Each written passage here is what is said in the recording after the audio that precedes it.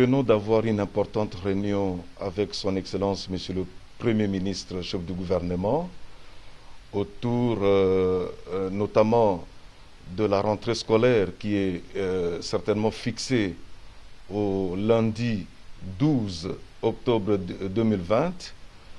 Les questions épidémiologiques ont été certainement posées puisque le ministre de la Santé et même le secrétaire technique de la riposte, ils ont donné le tableau de la situation de la pandémie dans notre pays. Mais il s'avère que les signaux sont bons, les paramètres sont positifs et qu'il n'y a rien à craindre. Mais sauf qu'au niveau de l'école primaire et secondaire, on a redouté quand même la promiscuité, n'est-ce pas, des élèves par rapport à cette maladie, puisque la solution a été donnée par le ministre de la Santé. Il faut absolument que les élèves aient, n'est-ce pas, leur masque pour éviter la contamination en milieu scolaire. En ce qui concerne, et là, les 12, ces 12 octobre 2020, il s'agit bien entendu de l'enseignement, de la reprise de cours, de la rentrée scolaire dans l'enseignement primaire, secondaire et technique, au niveau aussi de la formation professionnelle, arts et métiers et aux affaires sociales. Mais en ce qui concerne l'ESU, l'enseignement supérieur et universitaire, il a été décidé de la reprise de cours, la reprise intégrale de cours, donc de la première année graduat jusqu'en deuxième année licence. Tout le monde, tous les étudiants doivent, n'est-ce pas, reprendre le chemin des universités et des instituts supérieurs. La date sera communiquée incessamment, donc le plus tôt possible. Mais vous savez que le gouvernement, c'est celui qui organise les écoles. C'est le gouvernement qui doit prendre les précautions pour éviter, comme je l'ai dit, la propagation de la maladie en milieu scolaire. Mais ici, il faut préciser que le port de masque est obligatoire et il faudrait que chaque parent puisse contribuer aussi, n'est-ce pas, à éviter aux enfants cette maladie. Donc, le gouvernement avait déjà pris les dispositions quant à ça, notamment avec les kits de lavage de mains que nous avons donnés presque dans toutes les écoles. Et il y a aussi les solutions hydroalcooliques que nous avons distribuées dans chaque école. On a donné à chaque élève cette solution. Il y a aussi les thermoflash. Il y a des écoles qui ont aussi les thermoflash pour essayer de vérifier un peu la température. Donc ici, le gouvernement avait déjà pris toutes les dispositions pour éviter cette maladie, puisque vous savez, la santé publique, c'est une question essentielle pour le gouvernement et il nous faut absolument protéger nos enfants. Nous ne pouvons pas exposer nos enfants à la maladie.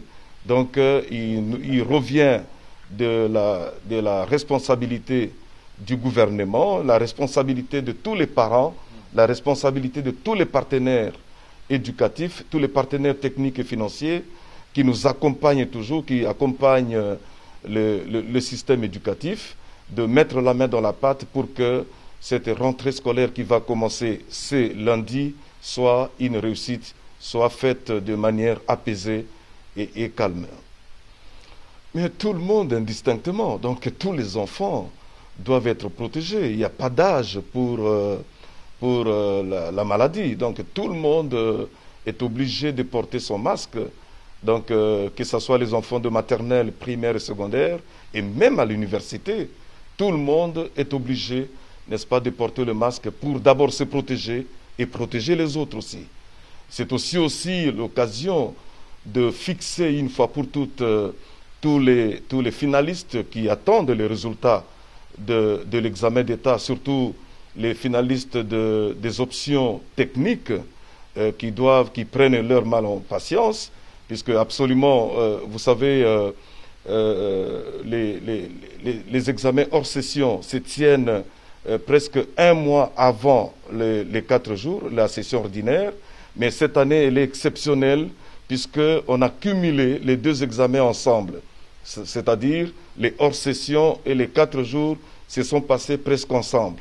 C'est ce qui justifie le retard que nous avons, puisque beaucoup de questions ont été posées du type traditionnel, du type ouvert, et ça permet quand même aux correcteurs, aux inspecteurs, n'est-ce pas, de travailler calmement, puisque ça se corrige manuellement.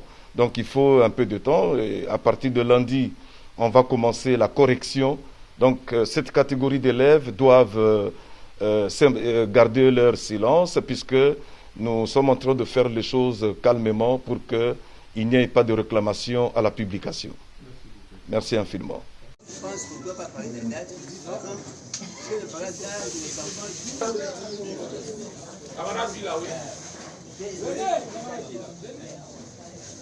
Reprise de travail dans le secteur de l'EPST. Camarades enseignants, chefs d'établissement et personnel de l'éducation, pour contraindre le gouvernement de la République à faire partir le ministre Bakonga Willy du ministère de l'EPST pour gestion cavalière qui a créé un dysfonctionnement sans précédent dans le secteur de l'enseignement primaire, secondaire et technique, a convoqué une commission paritaire interministérielle crédible devant donner les réponses à la problématique du deuxième palier, des zones salariales, des nouvelles unités, des écoles d'application, de la mutuelle des enseignants MSP, des frais de fonctionnement des écoles primaires de 11 classes, de l'exclusion des enseignants des confessions non catholiques du système éducatif.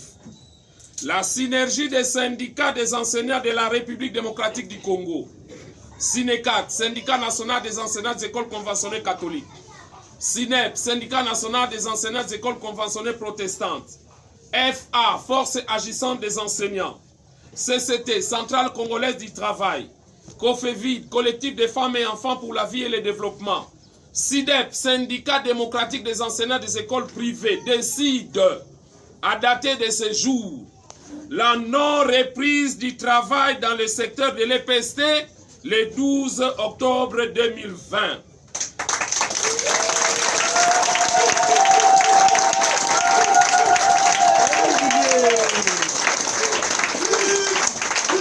La synergie des syndicats des enseignants de la République démocratique du Congo décide la non-reprise du travail dans le secteur de l'EPST le 12 octobre 2020. Les parents sont invités à garder les enfants à la maison jusqu'au 26 octobre 2020.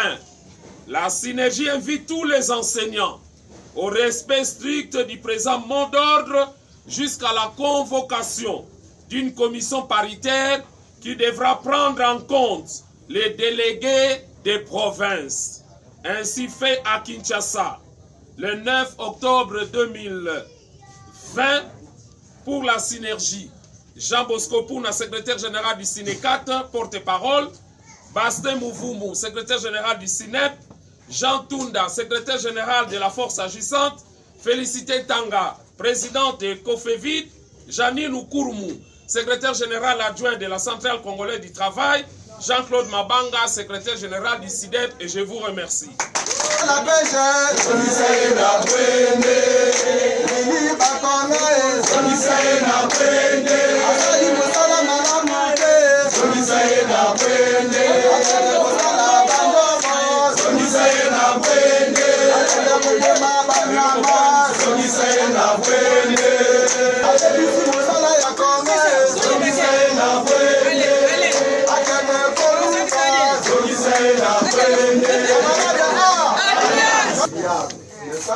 Alors si vous avez amené votre offrande,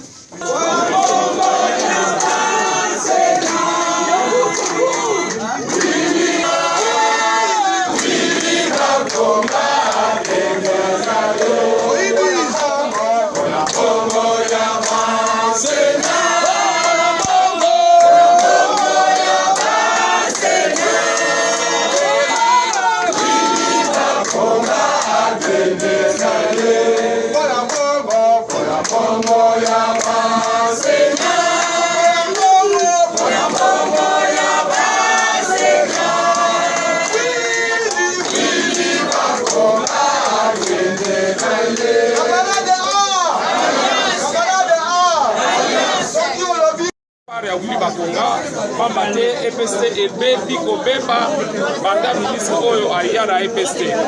Likambo ya mibale tosengaki ezalaki likambo ya commission paritaire oyo esengelaki ezala interministériel. Kino lelo oyo bakonvoke yango te. Yango wana ba décision, yango wana balakisi bazwi décision mokolo lelo que rentrée scolaire ya le 12 ekozala te pamba te gouvernement apesi biyano na makambo na bango te. Ministre Willy Bakonga akoki te na bwanya na zebi nyonso kokamba EPST. Bongo pe likambo ya commission paritaire lokola esalemi te, rentrée ekoki kosalema te. Yango wana balobi ke baparent babomba bana na bango na bandako po rentrée wana ekosalema te le 12. Topesi gouvernement ti le 26 octobre ayeba asala makambo oyo kopermettre que balakisi bakoka se retrouver. Merci. Les conditions ne sont pas réunies et le gouvernement est resté silencieux face aux revendications des enseignants transmises par la synergie des syndicats des enseignants. Plusieurs assemblées ont été tenues et plusieurs appels en direction du gouvernement et le gouvernement est resté silencieux. C'est ainsi que les enseignants, devant la non-satisfaction de leurs demandes sociales vis-à-vis du gouvernement, ont décidé de la non-reprise du travail en date du 12, à partir du 12 septembre et 12 octobre 2020. Alors si aujourd'hui le gouvernement cherche à vous contacter, est-ce que vous pouvez lever cette option? La synergie est ouverte au dialogue.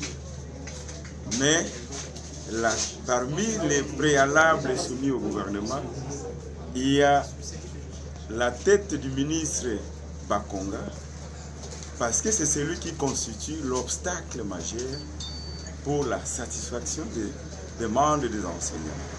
Au regard des habits commis par ces derniers, les chapelets longs, et devant cette crise de confiance, il y a la méfiance totale des enseignants.